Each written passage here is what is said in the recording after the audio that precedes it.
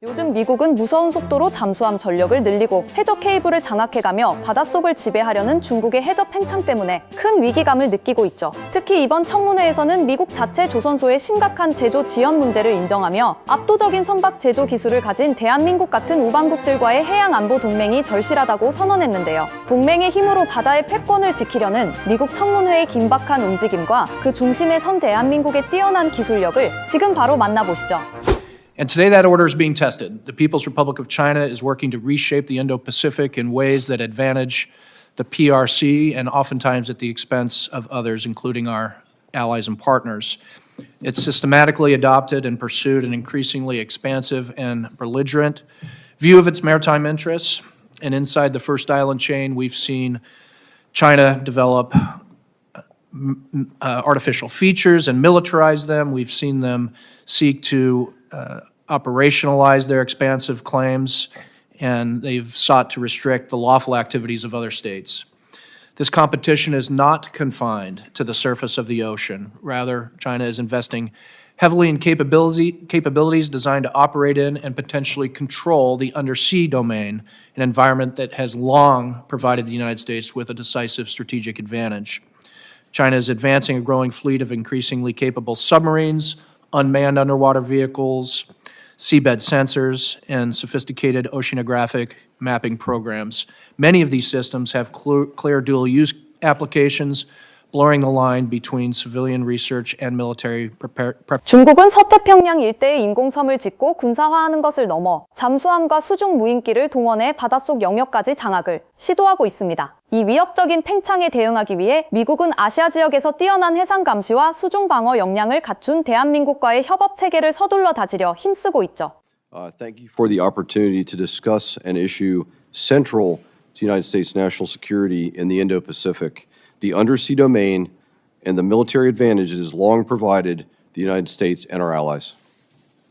For decades, United States undersea forces have been a quiet, often unseen foundation of deterrence and wartime leverage, a force able to operate where other forces cannot, to persist where others cannot remain, to create doubt through stealth, speed, agility, and firepower, and to deliver decisive effects without warning. On any given day, our Navy has nuclear ballistic missile submarines, guided missile submarines, and fast attack submarines at sea around the world, today over 20 submarines, all unlocated, all deterring aggression and creating uncertainty for any adversary.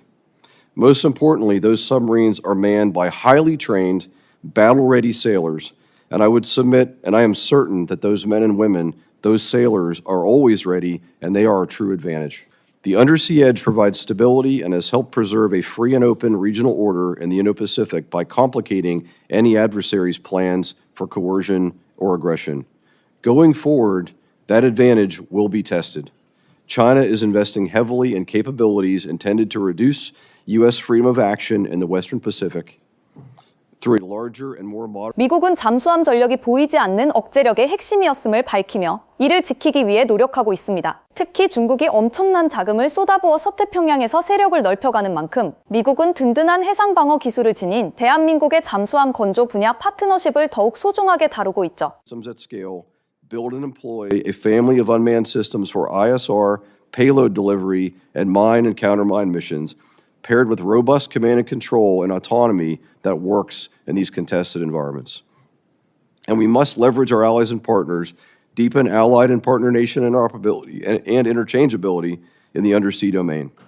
Increase data sharing, combined training, interoperable systems, and coordinated posture with allies and partners, especially those positioned along critical maritime approaches. In closing, the undersea domain remains a decisive U.S. advantage, but our margin is being tested and it cannot be taken for granted. If we invest with urgency, build capacity, and integrate with our allies and partners, the United States can maintain credible deterrence and ensure the Indo-Pacific remains free and open. Thank you. Admiral Brooks and I look forward to your questions. Go ahead, Admiral Brooks. Sorry. Essential to Beijing's approach for countering the United States in the maritime domain.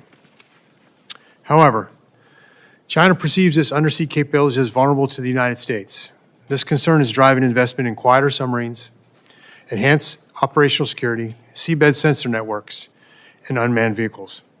Further, the plan has embarked on an effort to build network capabilities in space, above the sea, on the sea, and under the sea, with all working in concert to create a comprehensive system designed to control key maritime areas and force an adversary to withdraw before they can threaten Chinese interests. China currently operates one of the world's largest submarine fleets, with 60 submarines. There are 6 nuclear-powered attack submarines that form the offensive backbone, a growing number of nuclear-powered guided missile variants for precision strikes, 6 ballistic missile submarines ensuring nuclear deterrence, and more than 50 diesel-electric submarines, many with air-independent propulsion extending their underwater endurance. More striking than fleet size is China's domestic submarine production capacity. Through massive infrastructure investments at several of its primary shipyards, China has more than doubled its submarine construction capability, setting up for sustained submarine growth through the 2030s and beyond. Furthermore, the submarine fleet is undergoing a fundamental transformation. China is shifting from diesel-electric to all nuclear-powered submarine construction, a strategic departure from historical patterns. This includes developing smaller nuclear submarines, roughly the size of conventional submarines, potentially filling regional patrol missions more economically than full-size nuclear. 미국은 동맹국들과의 긴밀한 정보 공유와 수중 장비 협력을 위해 규제 장벽을 빠르게 낮추어야 한다고 목소리를 높이고 있습니다. 이 조치는 중국이 조선소 투자를 2배로 늘려 핵잠수함 생산에 박차를 가하는 비상 상황에서 세계 최고 수준의 특수선 건조 노하우를 지닌 대한민국과의 신속한 방산 협력을 활성화하기 위한 핵심 조치입니다. I'll talk about the undersea domain here, how we should think about that in the undersea context. Yeah, thanks for the question. I think just fundamentally, we place tremendous value on the interchangeability and integration of our most capable allies and partners, whether that's Australia, Japan, South Korea, and on our treaty allies as well as our broader partners. I think as we work to be, when we use the term interchangeable versus interoperable, just to put a finer point on that, interoperable might mean that we can communicate together, we can share tactics, we can work together under a combined maritime component commander. Interchangeable means that if a U.S. aircraft is supposed to fly and cover a mission, but they can't for some reason, that an allied aircraft can just plug and play right in there. That could be a submarine, that could be a surface ship. So that's really the goal, and that's the end state. I also think that the value. If you just differentiate what the United States and our allies bring compared to China, and you look at the value and contribution of our allies and partners who are committed, capable, and interchangeable, I really do think that's a tremendous advantage that the United States has over China, where they really have no answer for our ability to fully integrate with our most capable allies. Thank you.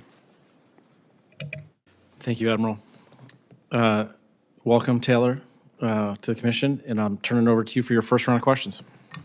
Thank you, and thank you both for being here. I'm going to follow up on a question from Vice Chair. 미국군 당국은 전시의 동맹국의 무기가 미국의 임무를 즉각 대신할 수 있는 상호 대체 능력을 매우 귀하게 평가하고 있습니다. 이에 따라 우수한 수중작전 능력과 최고 수준의 잠수함 전력을 직접 운영하고 있는 대한민국의 역할이 미국 안보를 지탱하는 핵심, 버팀목으로 꼽히고 있죠.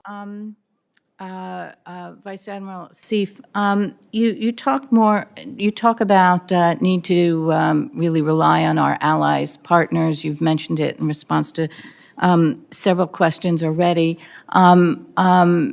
It's something obviously we put a lot of time and energy into. Is there areas where we need to expand? Yes, ma'am. Thanks for the question again. Just to reiterate, we place tremendous value on the allies and partners and proven partners in maintaining a free and open Indo-Pacific. I think I'll just hit on AUKUS, to me, as a great example of burden sharing and what I think right looks like, where if we look at emerging technology, AUKUS Pillar 1 is nuclear-powered submarine technology, but AUKUS Pillar 2 is really everything else that can add value to our ability to fight together for both Australia and the UK. I think that this to me is a great model of going forward what we need to be focused on. We need to break down barriers about information sharing, about technology exchange. We have to really streamline any hindrance or any sort of slowdowns that we have there, because Our allies and partners are very committed. They are very eager to fight with us, but we can't leave them behind. We can't, as Admiral Brooks is talking about, quantum, artificial intelligence, new emerging technology, unmanned systems is another one. We can't let ourselves get too outpaced or out of step with our allies. We have to maintain that ability to be interchangeable. And again, in the Australia example, we're fully integrated. We use the same heavyweight torpedo. We use the same fire control system. We use the same. 미국은 영국 및 호주와의 삼각기술 동맹을 본보기 삼아 첨단 수중 무기와 인공지능 분야의 정보 장벽을 더 빠르게 허물고자 합니다. 이와 함께 인도태평양의 평화를 실질적으로 지키기 위해 특수제조 역량이 우수한 대한민국 등 조약 동맹국들과의 기술 교류를 적극적으로 넓혀갈 계획을 세우고 있습니다. of ramping up its activities and strengthening its capabilities. Two of our long-term strengths, which you both alluded to in your testimonies, are our allies and partners in the region, in the Indo-Pacific region, and the U.S. private sector. And I was wondering if you could talk more about that relationship. And I'd like to get your view on what should the U.S. private sector be doing to strengthen the capability of our allies and partners in the region. I mean, obviously Japan, Taiwan, South Korea, but also countries that may have less capability, such as the Philippines and Vietnam, in regards to the South China Sea. Commissioner, thanks for the question. Again, our job is to deter aggression. I know both Admiral Brooks and I talked about how our advantage in the undersea will be tested in the future. But again, our job throughout today and in the future is to deter aggression and preserve peace through credible combat power at sea. And that's across the entire spectrum of competition all the way into conflict. So today, as we're talking in what I'd call the competition phase, all the way to, if required, if deterrence fails, and we have to then either restore deterrence or shift to kinetic operations. As far as what I think the private industry might be able to do more, I think it gets back to the previous question about the supply industrial base and the just the broader submarine industrial base. I think that there's so many layers to that and so many places where we need more robust supply base, we need more robust innovation, and at the same time, what we owe industry is breaking down these barriers that allow collaboration and allow, for example, under AUKUS Pillar 2, to be able to share technology, share information, be able to work on marquee projects. Again, I think is an example of what right looks like, but being able to break those barriers down, to be able to give those allies, the real capable allies, what they need to be successful. Thank you. Chairman, thank you. Commissioner, thank you for the question. From my perspective, we talk about the submarine force as asymmetric advantage. I represent the foundry that supports that asymmetric. 미국은 자국 내 잠수함 공장들의 부품 공급난과 생산성 저하 문제를 타개하기 위해 민간 기술 혁신에 전념하고 있습니다. 특히 세계 시장에서 이미 안전성과 우수한 납기 준수력을 증명한 대한민국 기자재 기업들과의 공급망 공조 방안을 어떻게 현실로 만들어갈지 다음 의원의 이야기를 통해 함께 들어보시죠. I think, again, highlighting our key advantages today are 100% our battle-ready sailors, our what I call generational advantage in things like undersea quieting and technology, and then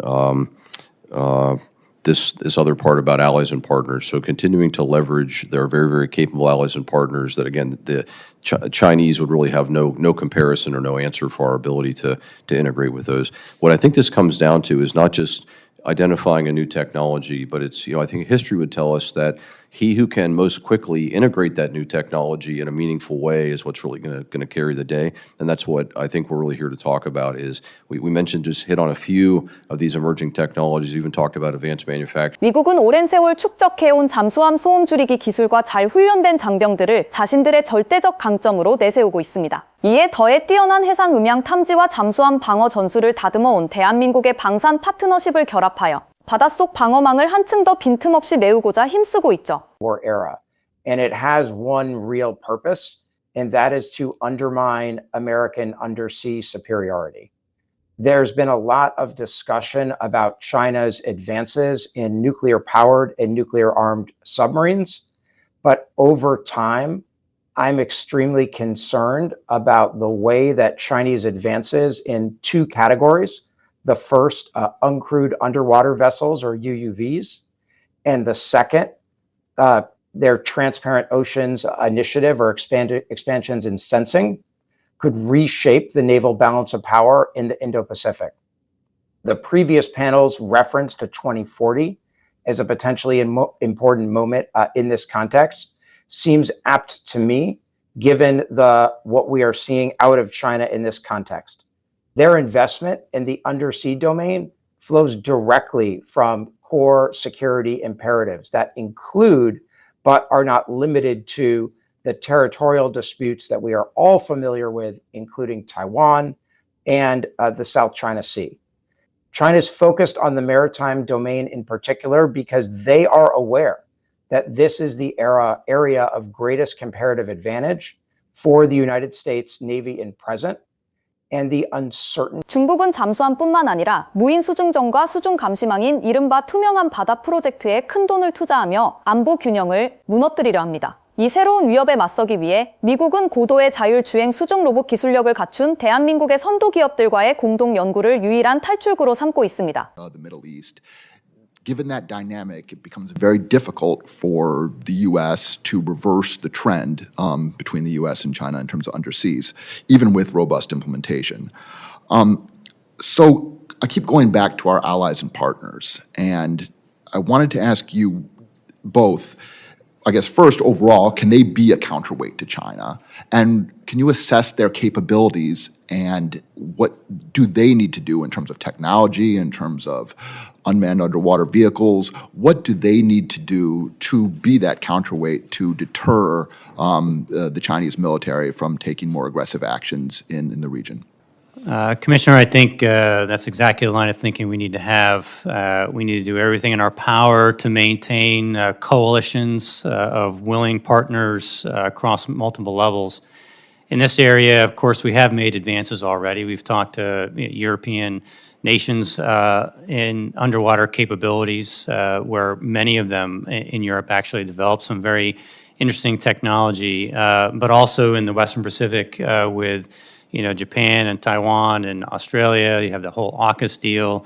I do think there's some potential with India as well to operate in a way that strengthens our undersea cooperation. So I think these things are, not sitting at the starting gates, that they're underway. The question is how fast they go, how much support we give them, how robust our experimentation may be.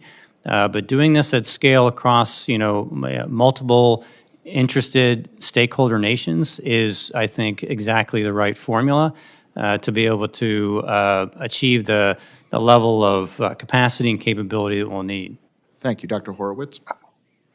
I agree with all of that, and I would add and maybe use Australia as an example here, not in the AUKUS context, where I agree completely that Australia's acquisition of nuclear-powered conventional armed submarines would be a great step forward towards increasing the capacity of allies and partners to assist in the deterrence mission in the Indo-Pacific. But what Australia has done with its Ghost Shark submarine in particular, it should be a real role model and a wake-up call for the United States, in that Australia is moving much faster than the United States to pursue ambitious UUV formats that could include launched effects, and are already receiving early units of this. And so it illustrates that there's the ability to generate some of this capacity. UUVs in particular are an area where allies and partners might be able to generate more capacity quickly to assist with the deterrence mission. And I think that it's still early days when it comes to the effectiveness of Ghost Shark, and there's a lot of work to do from here to there. But I think that really illustrates, in particular relative to our Navy's UUV ambitions, 미국과 우방국들은 중국의 침략 야망을 억제하기 위해 수중 무인 체계를 빠르게 늘려가야 한다고 강조하고 있습니다. 결국 정밀 통신과 탁월한 하드웨어 조립 역량을 가진 대한민국 핵심 기술진의 동참 없이는 첨단 무인 잠수정의 신속한 전력화가 쉽지 않기에 한국과의 연대는 갈수록 깊어만 갑니다. Answers on the industrial base. I take this sort of mildly dark view that the U.S. industrial base will get there eventually, but it's probably not going to happen fast enough, and it won't deliver capability fast enough. So I sort of go to the allies and partners space and always think about like what countries really do we have that we're close with that we can rely on to help us scale while we sort of build out the capacity of industry. And so India, Japan, Korea, maybe the Scandinavians and the Nordics come to mind. Is that a bad way to think about it, or is that the right way to think about it, or something else? No, I think it's the right way to think about it. I think we need to have more tubes and more firepower, and I say this because that's the way the Chinese think, right? Ultimately, as they do the correlation of military forces, it's one of many political and international factors that they might consider, as they contemplate whether or not to move against Taiwan or anything else. And so they rate us, right? They scientifically rate all of our platforms and what they can do. And platforms with bigger firepower. 미국 정치권은 자국 조선 산업의 노후화와 인력 부족으로 인해 군함과 잠수함 생산 속도가 턱없이 느리다며 한탄 섞인 현실을 털어놓고 있습니다. 이를 해결하기 위해 세계 1위의 선박 건조 능력과 독보적인 스마트 조선소 시스템을 가꾼 대한민국 조선업계와의 파트너십이 가장 확실한 대안으로 거론되고 있죠. Convention and to re-examine the current state of the seabed mapping. And also the incidents that I described just now around the Taiwan island, the issue that we face is those seabed mapping are now either controlled by China or China, Korea, and Japan. So when China is involved in it, it makes it other two parties also hard to react as well.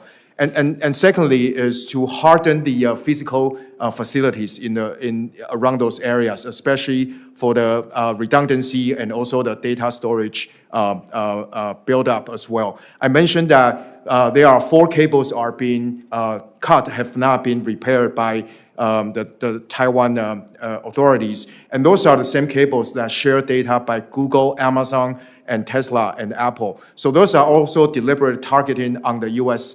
Technology assets as well. Mr. Wang. Commissioner. 대만 해역 주변의 해저 케이블이 끊겼던 일들을 계기로 미국은 민간 정보 통신 인프라를 지키기 위한 대책을 다급하게 찾고 있습니다. 이 과정에서 아시아 지역의 데이터 허브이자 튼튼한 해저 정보망 안전성을 자랑하는 대한민국의 중요성이 미국의 안보 전략에서 더욱 핵심으로 대두되고 있죠. More integrated response when it comes to this multi-registries and constantly shifting operational flagging situation. Okay, thanks for that answer. On page 6 of your testimony, you describe China's process in the South China Sea of withholding permits for cable projects of other countries that transit through the South China Sea. Can you explain this dynamic a little bit more? And is there any response from ASEAN as an entity or from individual ASEAN countries? Are they going through that process and literally asking the Chinese government for permits? It is very clear that Chinese are now also intervening in that region, and particularly with the cable cuts around Taiwan, some of our traffic are rerouting through the Southeast Asia as well, particularly through the Philippines and Lukson Island. And those are the type of areas that China claim they also have the rights as well, and so they are performing the inspections and claiming that they also have the rights to have a say. And I mentioned to you that because the current mapping of the global cable is also administered by 중국은 남중국해 일대의 해저 케이블 허가권을 쥐고 흔들며 전 세계 정보 네트워크 지도를 자신들의 입맛대로 관리하려 듭니다. 이 음험한 시도를 차단하기 위해 미국은 우수한 해양 정보 보호 기술과 강력한 안보 연대를 갖춘 대한민국과의 협력을 바탕으로 데이터 주권을 끝까지 지켜내겠다고 다짐하고 있죠. 오늘 영상을 보며 시청자 여러분들은 어떤 생각이 드셨나요? 이번 청문회는 중국의 위협적인 바닷속 팽창 세력에 맞서 대한민국의 독보적인 선박 제조 기술과 든든한 기술, 동맹이 글로벌 바다 평화를 지키는 최고의 열쇠임을 명확히 확인해 주었습니다. 강대국 미국조차도 대한민국의 우수한 기술력이 없이는 해양 주도권을 온전히 지킬 수 없는 현실이죠. 세계 해양 산업과 안보의 심장부에서 핵심 파트너로서 생태계를 굳건히 지탱해 갈 대한민국의 앞날을 뜨거운 마음으로 응원합니다. 오늘 영상은 여기까지입니다. 시청해 주셔서 감사합니다.